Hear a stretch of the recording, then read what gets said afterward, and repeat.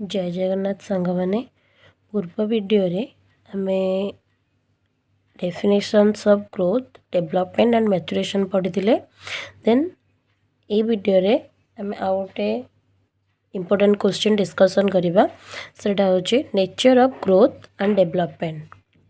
Fast ये question attend करने पूर्व आम ग्रोथ और डेवलपमेंट डेफिनेशन लिखा जेहेतु मो पूर्व वीडियो रे डेफिनेशन लिखी एक्सप्लेन करी से वीडियो रे ताको लिखिनी। तो फास्ट ये क्वेश्चन अटेंड करने पूर्व आम ग्रोथ और डेवलपमेंट डेफिनेशन लिखा then nature of growth and development heading दबा। ए nature of growth and development रे 6टा पॉइंट अच्छी 6टा पॉइंट आम बिट बाय बिट डिस्कसन करवा। फास्ट पॉइंट होची growth and development used as synonyms but are not. ताले ग्रोथ और डेवलपमेंट कौन होती ना यूज होती एज ए सिनोनिम्स बट से दीटा सेम नुहंती। चलते देखा growth and development are often used as synonyms terms but in fact growth is different from development। growth और development दीटा को synonyms रे यूज हो पारती synonym terms रे but actually से दी जन different अटंती। growth अलगा और development अलगा। ताले growth कौन?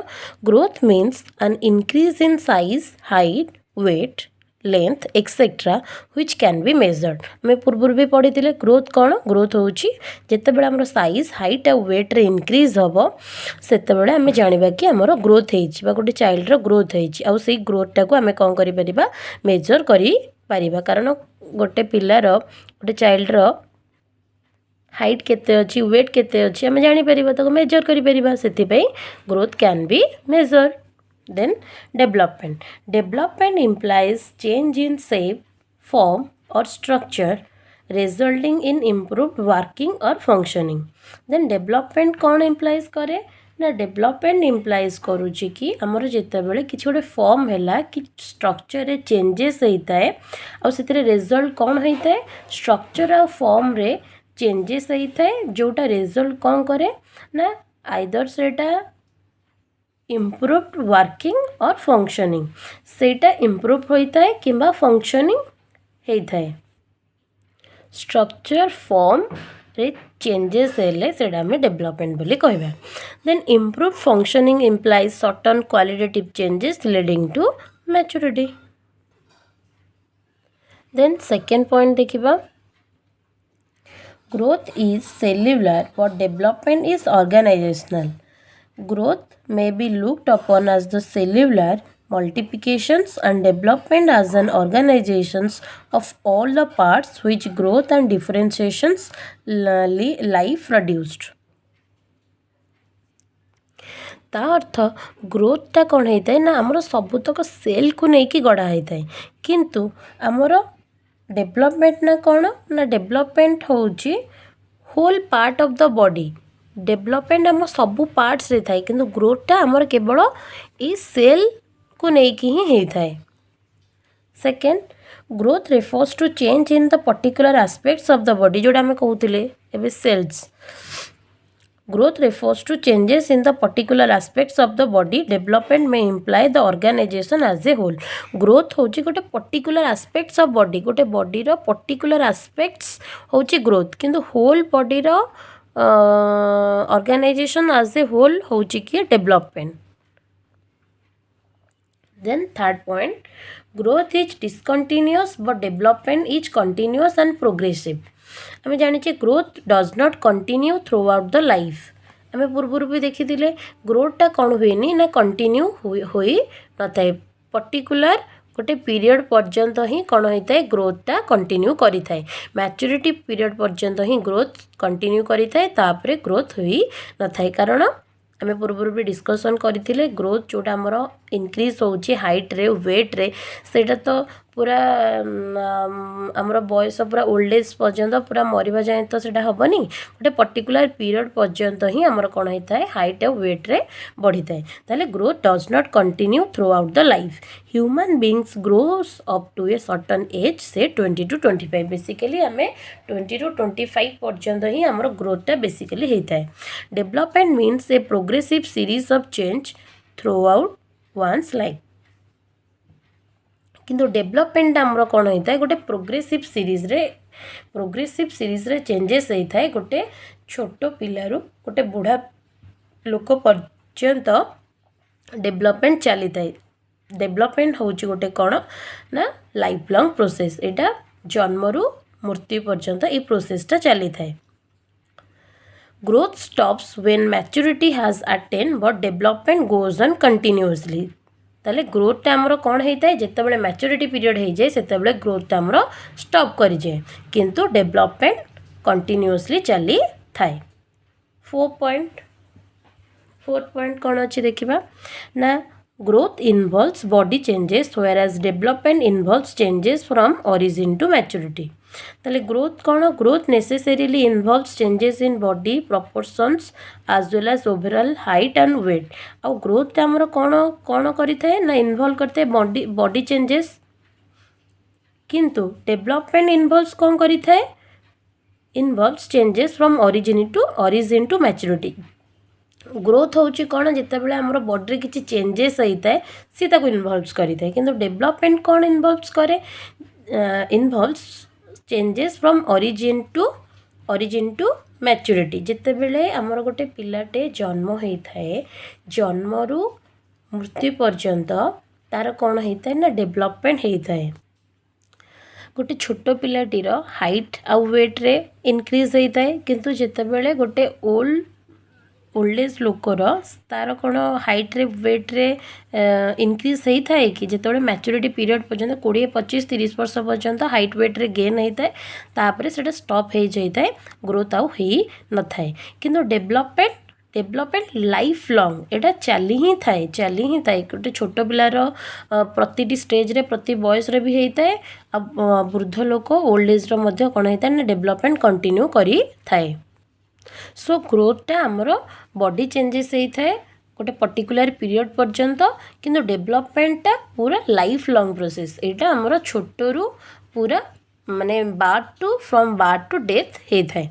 सो growth involves body changes whereas development involves changes from origin to maturity.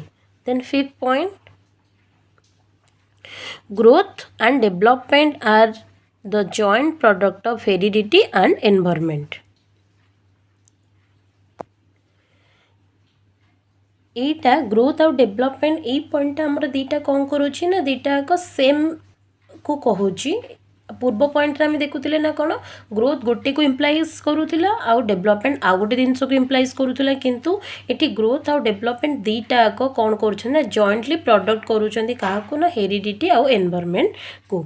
A child at any stage of his development is carrying certain heredity and he is also big influence by his environment.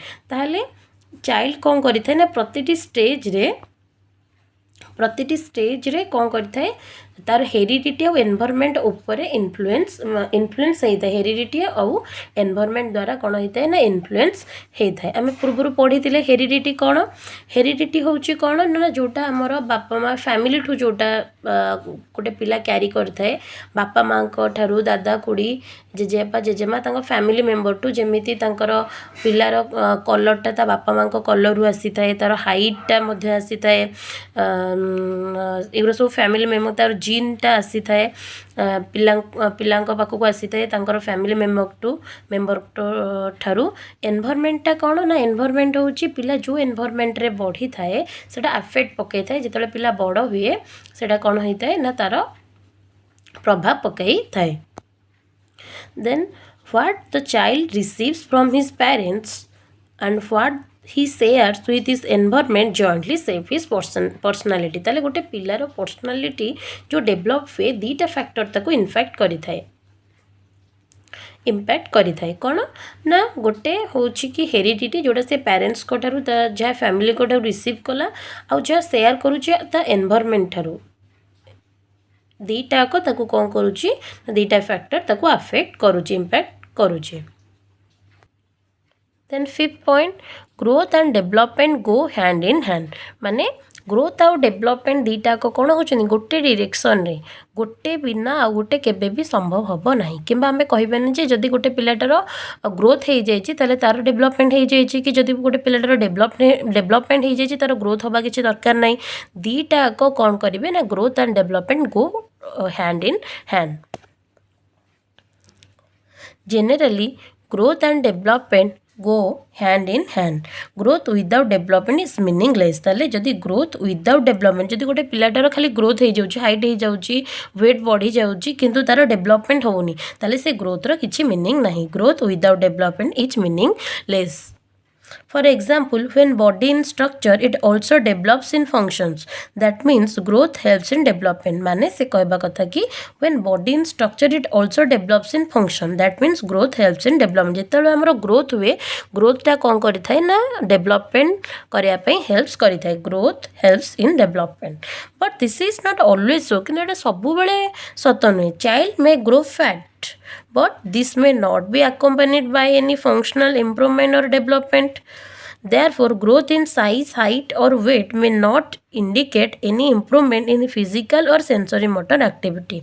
तो आम सब यही कथाटा सत नुहे कि आम जदि खाली कहीदेवा कि जदि गोटे पिलाटार गोटे चाइल्डर साइज हाइट आउ वेट्रे ग्रोथ हो जाए तार डेभलपमेंट डेभलपमेंट हो जाए तार डेभलपमेंट हो जाए आम कहीपर ना फिजिकल हो कि मेंटाली हो तार डेभलपमेंट हो जाए बोली आम कहीपर ना तो ग्रोथ आउ development go hand in hand तो यही 6टा पॉइंट थिला कौन ना तार नेचर